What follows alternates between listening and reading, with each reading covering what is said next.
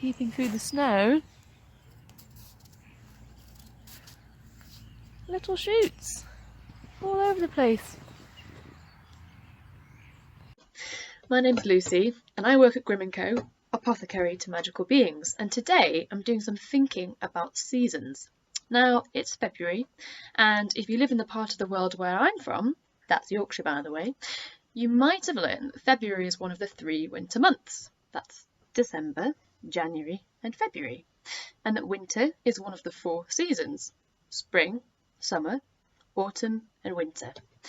Now, that's all good and well, but if you have a different culture, you might divide the year up differently. For example, if you follow the Gaelic tradition from Ireland, you might say that the 1st of February is actually the first day of spring, and you mark it with a festival called Imbolc, which means in the belly, and celebrates the first lambs being born of the year.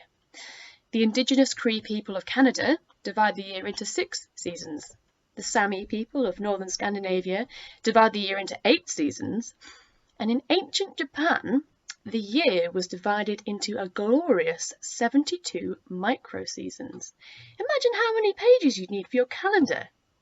Now, here at Grimm Co, we've been speaking with creatures from the magical realm who feel like the 4 seasons we use at the moment just don't capture all of the amazing things going on in nature all the time.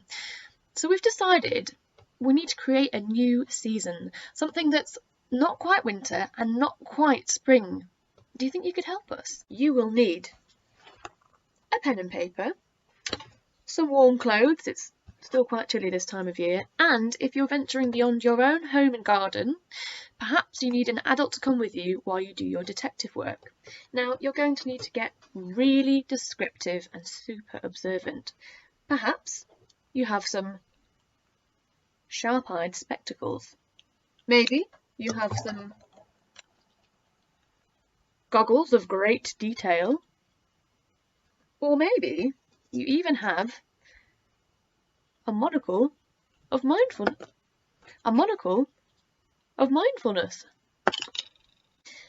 Now, there are 3 steps to describing this new season.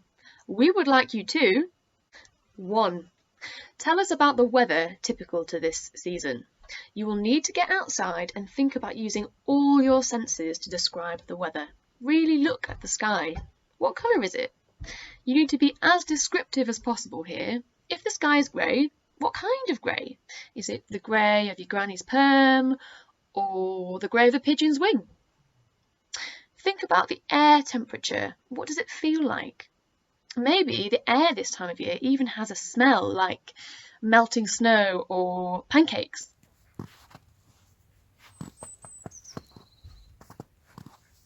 The nice thing about snow is that it makes everything very quiet, so you can really hear the birds.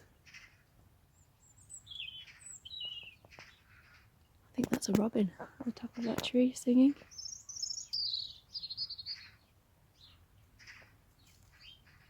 I also hear lots of water.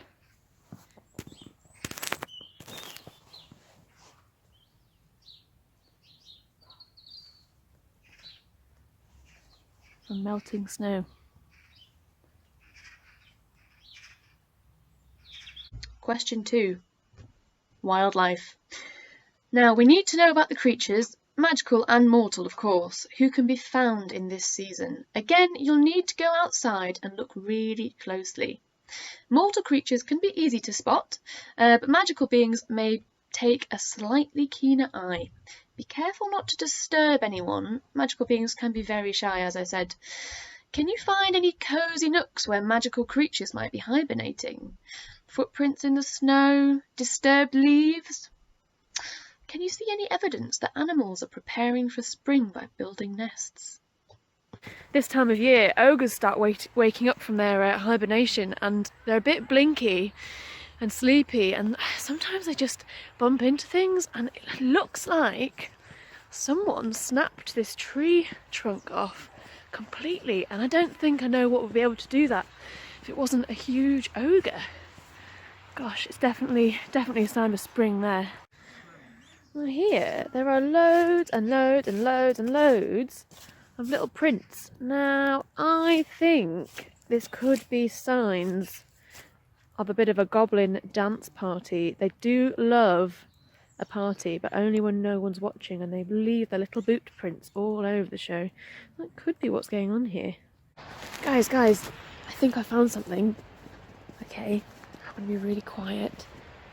Now, I could be wrong, and I'm not sure if the occupant is still here, but under this tuft of grass, looks to me like the perfect hidey hole for some kind of creature. Now, I'm not sure, it could be a fox or a badger, could be a fairy, could be a hedge pig. What was that? Now, a hedge pig is a bit like a hedgehog. It's actually a very small pig, and you don't really see them in the mortal realm. And traditionally live in the woodland, but obviously now there are cities, they do like to snuggle up in parks like this one. So I'm not sure, but it looks like someone's been here. What do you think? And finally, question 3.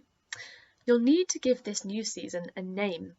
Perhaps you want to name it after some of the things you've already described and written about, such as animals or weather. Now, some of the names for the seasons from other cultures are really descriptive, such as, in ancient Japan, they have seasons called Mist Starts to Linger and Wild Geese Fly North. In Aboriginal Australian, they have a season called Big Wind Time. And in Romany culture, the month of February is actually known as 4 Dark Weeks. Can you come up with a really descriptive name for your new season? And if you enjoyed anything that you wrote or would like to share anything with us at all, don't forget you can always tag us on Facebook, Instagram or Twitter. We are at Grimm Co. Or if you would like to share any of your creative writings or drawings with us at all, we would love to hear from you. So feel free to email us directly. Thank you so much and happy exploring.